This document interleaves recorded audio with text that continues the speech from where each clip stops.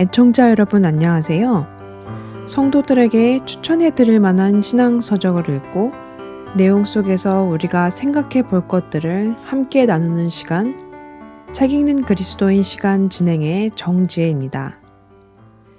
여러분과 데이비드 그레고리 작가가 쓴 예수와 함께한 저녁 식사라는 책을 중심으로 이야기를 나누기 시작했는데요. 오늘 마지막 시간이 되었네요. 우리가 사용하는 말 중에는 같은 단어이면서도 성경 안에서 그 의미가 사뭇 다른 단어들이 있습니다. 예를 들어 죄라는 단어를 생각해 보면 법을 어기는 것이 죄인 것은 맞지만 세상에서는 그 죄가 세상의 법, 특별히 각 나라, 각 문화 안에서의 법을 어기는 것을 의미하고 성경에서는 하나님의 말씀을 어기는 것을 의미합니다. 그렇기에 하나님을 믿지 않는 사람들은 자신이 하나님 앞에 죄인이라는 사실을 잘 인정하지 못합니다. 왜냐하면 자신들은 세상에서 법에 저촉되는 일을 하지 않았다고 생각하기 때문이지요. 이들은 하나님의 법이 무엇인지 모르는 상태에서 자신들이 알고 있는 세상에서의 죄에 대한 개념을 적용하기 때문에 그렇습니다. 그래서 성도들이 처음 예수님을 통해 구원의 은혜를 받고 성경을 읽다 보면 이해하기 어려운 부분들을 만나는 경우가 많습니다.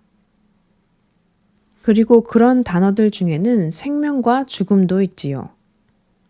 생명과 죽음에 대해서 우리는 세상에서 배운 개념을 가지고 있습니다. 그렇지 않나요? 여러분이 생각하시는 생명은 무엇이고 죽음은 무엇인가요? 세상은 각 분야마다 생명을 정의하는 것이 조금씩 다릅니다. 사전적으로 보면 생명은 생물이 태어나서 죽기 전까지의 상태라고 정의하지요. 생리학적으로는 물질대사, 배설, 호흡, 이동, 성장, 생식, 외부 자극에 대한 반응을 수행하는 존재라고 정의하기도 합니다. 생화학적으로는 핵산 분자의 생식 가능한 유전 정보를 암호화하여 가진 존재가 단백질성 촉매인 효소를 사용하여 물질 대사의 화학 반응 속도를 조절하는 상태라고 알아듣기 어렵게 정의하기도 합니다. 어쨌든 이런 것을 정리해 보면 세상에서는 생명을 심장이 뛰어 숨을 쉬고 움직이는 상태라고 정의합니다. 반대로 죽음은 그 심장이 멈추는 것을 의미하고요. 하지만 성경이 말씀하시는 생명과 죽음이 이런 의미일까요? 만일 성경이 말씀하시는 생명과 죽음을 이런 식으로 이해한다면 우리는 성경을 읽다가 많은 벽에 부딪히게 됩니다. 예를 들어 창세기 시작에서부터 하나님께서 선악을 알게 하는 나무의 열매를 먹지 마라. 먹으면 반드시 죽으리라 라고 하셨는데 여기서 죽음을 심장이 뛰며 숨을 쉬고 움직이는 상태라고 이해하고 있다면 그 관점에서 보면 아담과 하와는 선악을 알게 하는 나무의 열매를 먹고 나서도 여전히 숨을 쉬고 움직이며 심장이 뛰고 있었기에 죽지 않은 것으로 보이지요.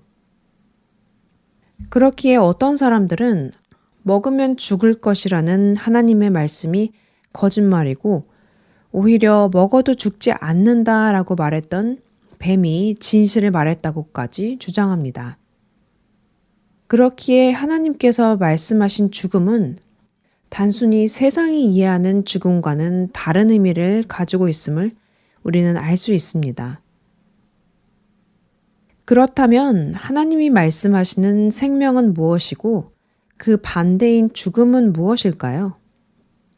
닉과 예수님의 대화가 마무리될 즈음에 예수님은 닉이 영생과 천국을 혼동하고 있다고 지적해 주십니다. 그리고는 이렇게 설명해 주시지요. 영생은 어떤 장소가 아닙니다.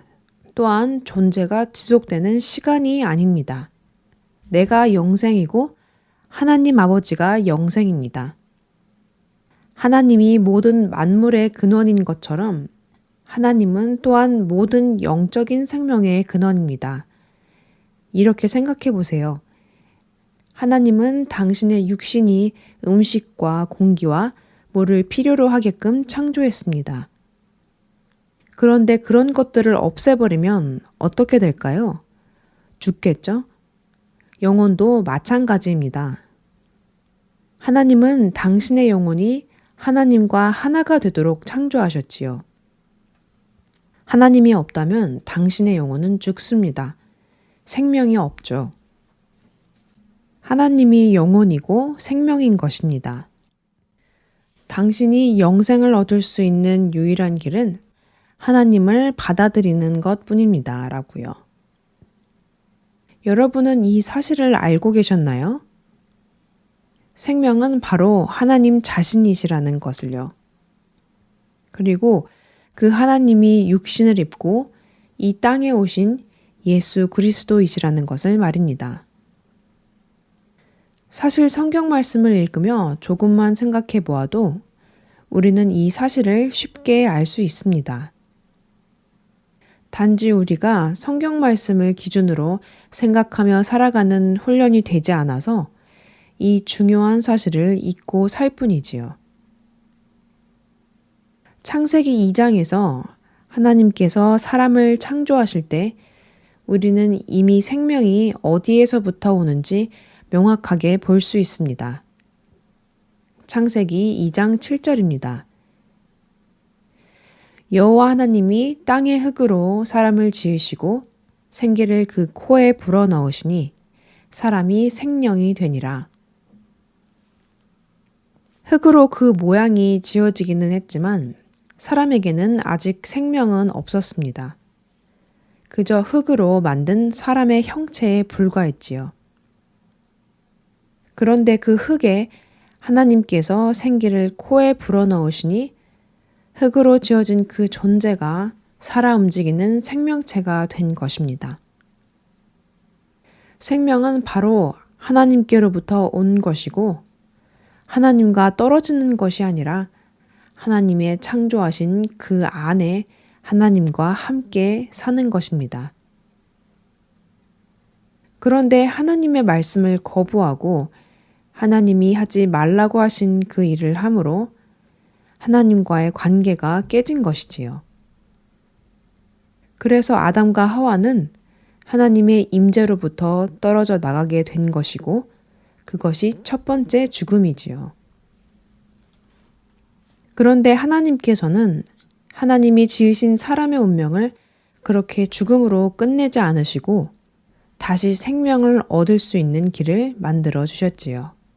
바로 길이요 진리요 생명이 되시는 예수 그리스도를 통하여 말입니다. 하나님과 떨어진 죄인들, 그 죽음 아래에 있던 자들을 다시 생명의 근원이신 하나님 안으로 들어올 수 있게 해주신 분이 바로 예수님이십니다. 이를 통해 믿는 성도들은 다시 생명을 누릴 수 있게 된 것이고 믿지 않는 자들은 두 번째 죽음, 두 번째 사망, 곧 영원히 하나님과 떨어지는 심판을 받게 되지요. 이 사실을 깨닫게 되면 예수님께서 요한복음 11장 25절과 26절에 하신 말씀도 이해가 됩니다. 예수께서 이르시되 나는 부활이요 생명이니 나를 믿는 자는 죽어도 살겠고 무릇 살아서 나를 믿는 자는 영원히 죽지 아니하리니 이것을 내가 믿느냐. 우리가 세상의 관점으로 이 말씀을 읽으면 이 말씀은 말이 되지 않지요. 심장이 뛰는 것이 생명이고 심장이 멈추는 것이 죽음이라면 말입니다. 왜냐하면 살아서 예수님을 믿어도 우리 육신의 심장이 멈추는 날이 올 것이기에 무릇 살아서 나를 믿는 자는 영원히 죽지 않는다는 말씀이 말이 되지 않습니다. 그러나 생명이 심장이 뛰고 뛰지 않고에 있는 것이 아니라 하나님 안에 있느냐 없느냐에 관한 것이라면 우리는 이 말씀이 이해가 됩니다. 하나님을 믿고 예수님을 믿는 자들은 비록 죄로 인해 하나님과 떨어졌다 하더라도 예수님을 통해 다시 하나님 안에 들어오는 회복을 받을 것이며 살아서 예수님을 믿는 사람들은 영원히 하나님의 임재에서 나가지 않을 것이기에 말입니다.